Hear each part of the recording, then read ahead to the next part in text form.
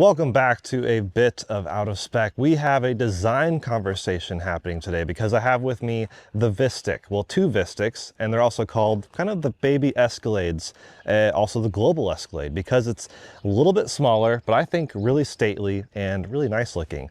And I brought in a designer who's actually one of the design managers on this project to kind of explain where the design came from, what's actually happening here, and he'll explain it much better than I can.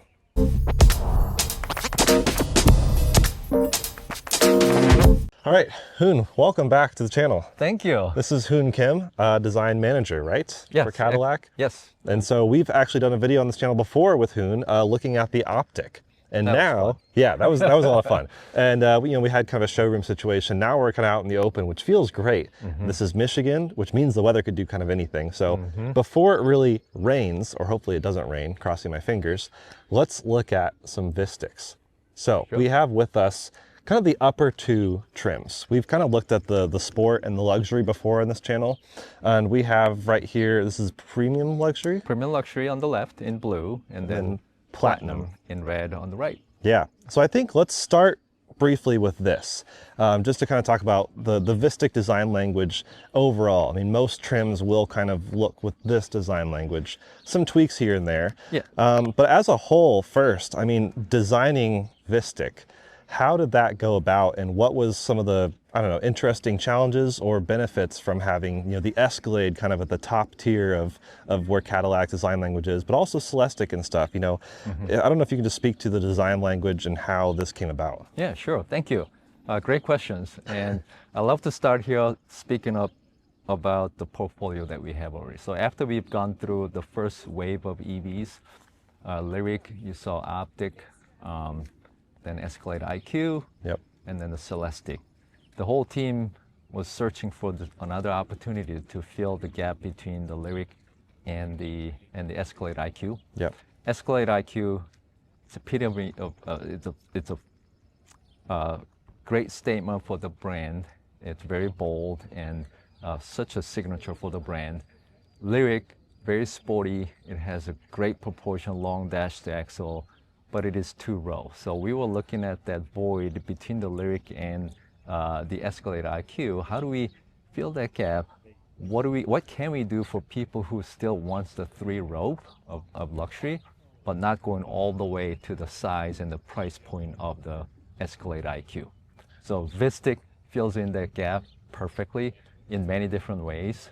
The price point, the performance, and even the aesthetic. If you line up the whole Cadillac EV portfolio, it makes a perfect sense to do this car this way.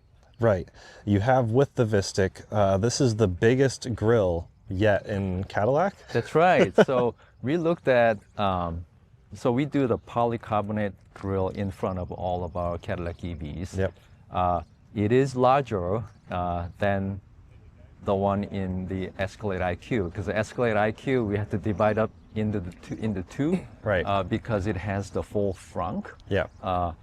Vistic and Lyriq and the Optic, we decided to move all the components from the rear to the front to maximize the rear cargo area. That gave us exterior designers an opportunity to make this grille for the Vistiq in all in one piece.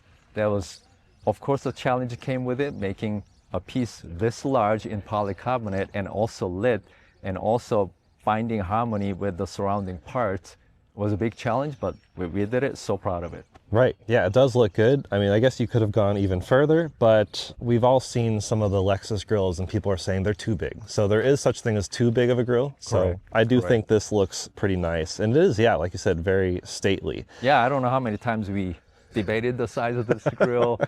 We knew the maximum size, but yeah, we taped those lines around the grill so many times on the clay model, and I think we found the perfect balance. That's very cool. Yeah, I guess otherwise the design, when I first saw this, I was like, wow, it does really feel like what I think of Escalade. When Escalade IQ came out, I thought it looked cool because it is, big, bulky Escalade, but it does have that kind of tapered shape in the back. Sure. Of course, the IQL then brings it back to the boxy shape. Sure. And I think as kind of an Escalade enthusiast, if I could call myself that loosely, my friend Tom would say he's even more of an Escalade enthusiast.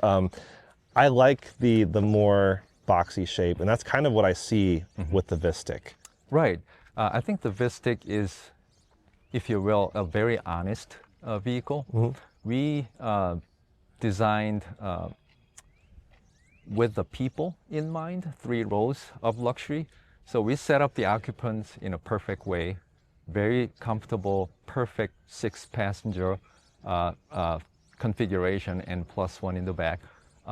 We really started there. So everything for the Vistic, windshield, side glass roof, the belt line, the surfaces around the door, everything was set up by people in mind. Right. That really set up the proportion. And then, of course, as a Cadillac, we never do a bad proportion, period. So after we configure the upper and the main volumes, we make sure we put the wheels, right size wheels in the right places so it looks like the Cadillac. It still has that presence that Cadillac deserves. Right. Now, notably, the Vistiq shares a platform with the Lyriq.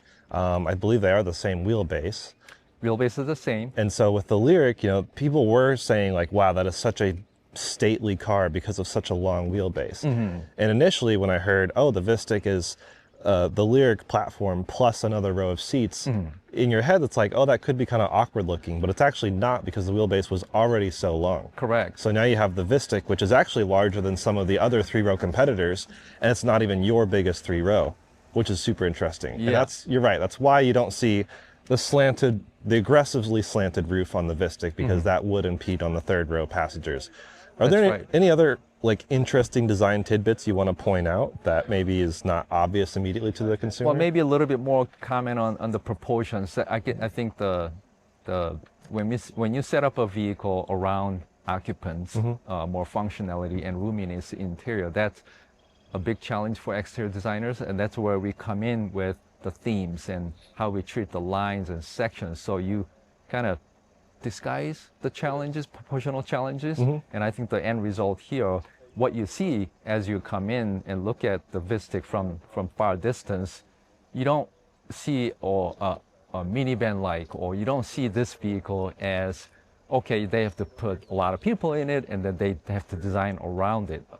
I guess I'm talking about the compromise. This does not look like it's a compromised exterior design. It looks like we designed outside in. That's the magic that we did and the team had done on how we treat the lines and surfaces. Right. And part of it, we have a lot of fun in some of the details. We started this quarter window pattern in the optic. You saw it in the optic video. Same exact story. Taking advantage of dual pane glasses that helps the keeping interior quiet. We saw the opportunity here and again picked up the pattern from the emblem and echoed it in the quarter window. This Vistiq, that is a part of the Vistiq story for the 3rd row. When you get in the 3rd row, it has the same treatment and details on the seats. It has its unique, a dedicated HVAC control for the 3rd row seat. And you can see this pattern from inside out. Plus, you have the dedicated glass window on the roof. So everything combined, when you sit in the 3rd row, you kind of just feel that, yeah, they have paid the exact same amount of attention as the 1st and 2nd row. Yeah, so you don't feel like you were forgotten. Right. Because, yeah, some 3 rows, a lot of 3 rows, you do get in the farthest back and you're like, whoa, the glass stopped here. You don't have, a lot of times you don't have HVAC. But yeah, that's really interesting. Does this have a name? Like, do you guys call this something specific? We love to call it a Cadillac precision pattern. Precision pattern. But inspiration is the Cadillac emblem itself. Yeah. We repeat that in many different areas, interior and exterior. Yeah, and we can probably throw a clip on the screen of one of the concept vehicles, because in your presentation you talked about initial sketches and renders and designs that led into this, which is really interesting. You do see this design language at the back of it, just like we saw with some of the early optic drawings. Right. So it's really cool, and then that kind of blends into the way you do the taillights back here, which we could look at, just kind of the strakiness going through, especially the lower one. Yeah, we started this exercise of finding harmony inside the lighting with other areas of the car, from all the way from the Lyriq and Celestiq, repeating the same great story on the Vistiq as well. Right. On the Vistiq, though, it is a little bit quieter, if you will. Not as loud as some other vehicles, and that was exactly intent with the Vistiq, because again, it is about 3 rows of luxury. It is about not being too overt or excessive. Yeah. Everything in the Vistiq we focus on is how do we do a vehicle that is very authentic and honest and just right in many ways. Yeah. So that's part of the reason why we kind of kept the details inside the lamps a little bit more subtle and quieter. Right. As far as like coloring and mixing, I've noticed, especially playing on the configurator on the website, which is always my favorite thing to do when a new car comes out, play with it, build it virtually. Looking at the colorways, I'm curious if you have anything to say to the colors you offer, but also what was the inspiration of offering both, blue in this case, but also a black roof option? It seems like most every color has that two-tone option or just all of one. Black roofs are optional on Cadillacs, where I think we're going to talk about the platinum in a second, but standard on the platinum. As far as the body colors, we have many different body colors in the portfolio. We chose to do 8 for the Vistiq, and we are limiting 4 for the platinum. Okay. To kind of create this exclusivity for the platinum version. Maybe we can continue over there. Okay. I do see, some chrome, but then there's also like the sport version, which I think has more of the darker accent colors. Yeah, that's a consistent strategy throughout Cadillac EVs. All the bright pieces for the luxury and premium luxury, they remain bright. Yep. And when you go to the sport model, same thing again with the Lyriq and the Optic and others, they all get this dark tint treatment over the chrome. Right. And that's where I think I would lean if I was designing it, Me too. which I did on the configurator multiple times. Yeah. I went this direction. Right. Let's talk about platinum. This is kind of the, I guess the halo piece of the Vistiq. Correct. And this is actually coming this summer. So you're starting with the first 3 trims: sport, luxury, and then sport, and then premium luxury. But this platinum, talk about some of the things that make this special and unique beyond the premium luxury. But we have the premium luxury here for comparison's sake. Yeah, this is a good contrast. This is more luxury end, and this is more performance or more subtle exterior theme bookend. So some of the things that we've done, so Vista comes with 21 and 22 inch wheels. Yep. You can option out to 23. The Platinum standard is 22, and what you see here is 23s. These are gorgeous. Yeah, I love it. This is one of my favorite wheel designs I think we've ever done. It fits the car and the brand perfectly. And another treatment that we have done is making the wheel opening moldings in the lower part of the door and the front and rear fascias in body color instead of black. It really helps to make the Platinum sit lower and has a even better stance than non-platinum Vistiqs. The surfaces in the front, lower, and rear are also unique to Platinum. Okay. So the grill shape is different, openings are different. We got lower lips here on the front. Side has the rocker extension that also helps to make the car looking like it's sitting lower. And the rear also has an extension on the valence. Okay. Yeah, so you can kind of see them both side by side here. Yeah. My friend Imad just bought an XT6, and I think he would like this design on his. Okay. Okay. Oh, he knows where to go. Yeah. But then even the grills themselves, you can see, have a bit of a different design. Yes. So we have 3 different grill patterns for Vistiq. Okay. So that is a luxury pattern. Again, inspired from the emblem. That's the simplest form of echoing that pattern. Sport edition has a combination of triangles and spaces in between them. Also, that's consistent with the Lyriq and Optic and other Cadillac on the Sport edition. This one is a mix of the two, but this pattern that is lit is echoing more of the V logo pattern. It's a little bit more sporty end of the spectrum. We think that combined with the rear window and the wheel and the body color lowers, it's a perfect match. Right. I think we all want a Vistiq V especially because it already starts with a V. But of course, we see Lyric V and Optic V kind of in the lineup. So I don't know. We're crossing our fingers for Vistic V, maybe Escalade IQ V. We just V all the things. You know, CT5V is like my favorite. Or what is it? CT5 Black. CT5 Blackwing. Yeah, Yeah, just V all the things. We'll do what's right for the brand. Yeah, right. And yeah, so this is standard with black roof. That's just really how it's done. I also want to talk about the mirrors. You know, maybe two things really quick.